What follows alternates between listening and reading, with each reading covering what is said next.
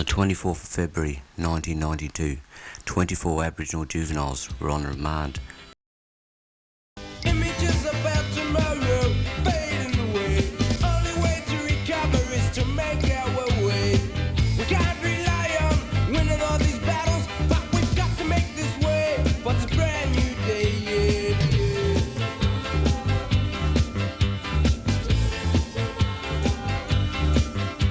Tomorrow never comes if we're waiting for these answers. Don't rely on other religions to hide your confusion. You've got to love your brother so the world can become as one. We've got to make this move for this brand new day, yeah.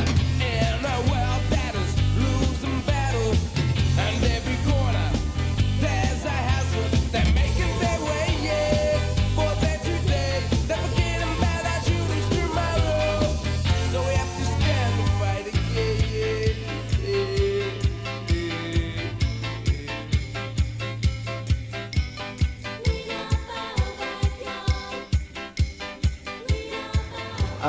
I'm just one of the community members.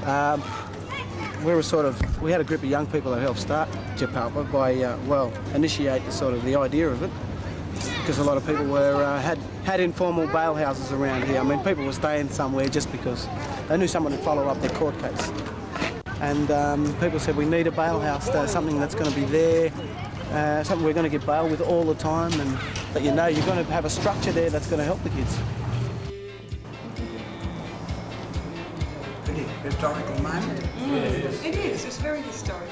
I'm really wrapped in it. Nothing is right. That's exciting, all As a management group, we have a group of people from the community who are in actually the managing body of Jaapalpa, and we're and we discuss everything that goes down to the signing of cheques, to a discussion of any work that needs to be involved. The whole thing, the running of the place, is something that's done at a management level. We want to make sure that this pilot program is running very smoothly and successfully for the young people that we're going to have go through this house.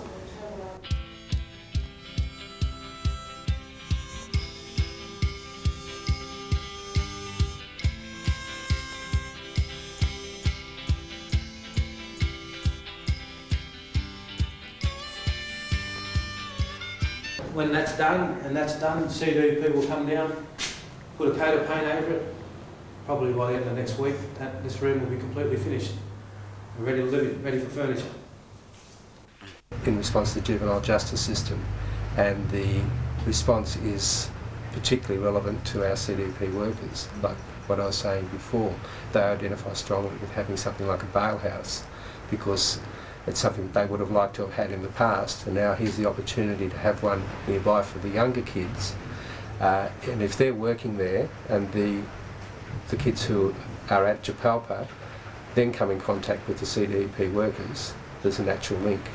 So if you look at an organisation like Redfern Aboriginal Corporation, and you look at Jaapalpa, where there's community control, then you're looking at improvement at that community level, and sooner or later the police are going to have to sit up and take notice of this.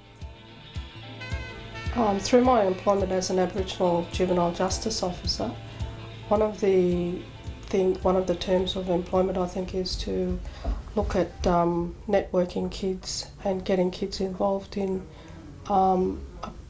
culturally appropriate programs, and also looking at ways of reducing the numbers of Aboriginal kids in custody. I work in an area where there's a high incarceration rate in the inner city Redfern Waterloo area.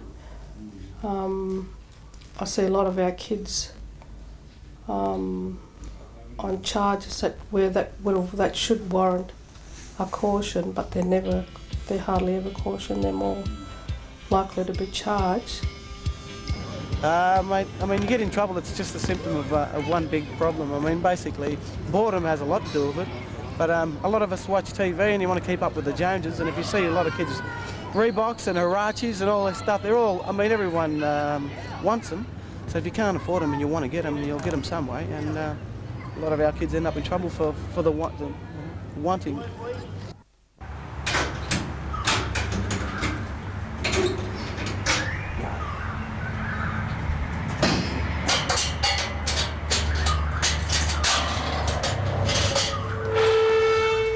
No, I don't care what colour they are. I don't like them because they work here and they boss you around. Because they think they're good to boss you around. They don't know me at all. They only know my name, but they don't really know what I'm like or anything. And they think they do because they work here. They think they know everything about you. They think they know your past. They think they know your future and all, but they don't know anything. All they come in, they just do their job and boss you around. That's why I don't like any of them.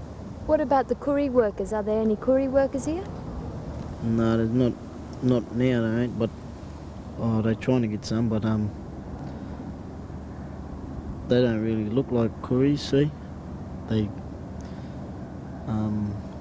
They doing their job like the rest of them, really.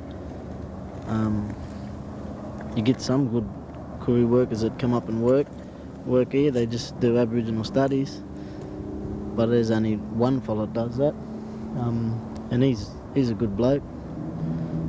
They tell you when to sweat, they tell you when to wake up, when to sleep, and when you got to have a smoke, when you can watch TV, when you can play pool. Rules and rules and rules. There's a lot of rules.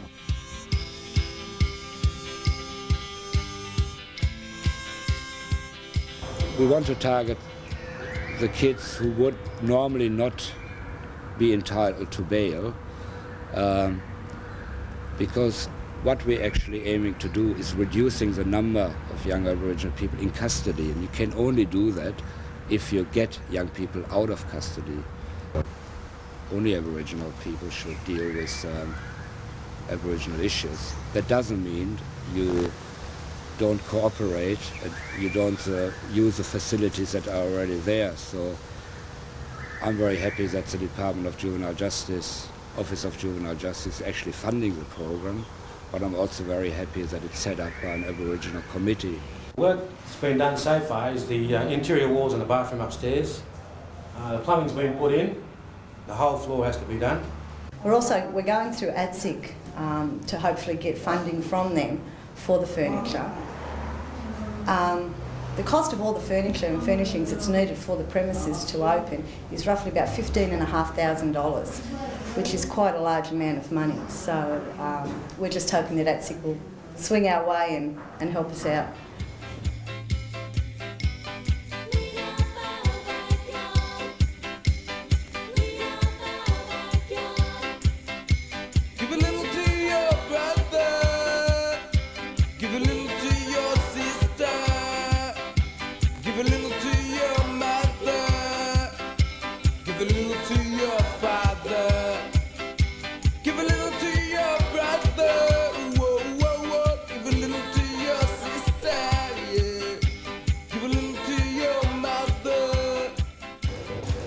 My role is the Aboriginal Community Liaison Officer at Redfern Police Station.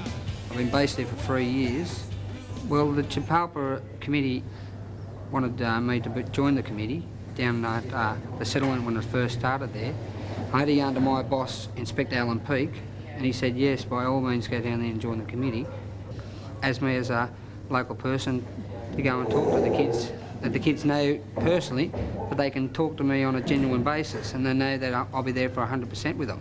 Whereas the police can go down there in a different angle and next minute you've got a big disturbance on your hands, you know what I mean? So with somebody that's genuine and can help out the kids, it's a better counteraction, you know?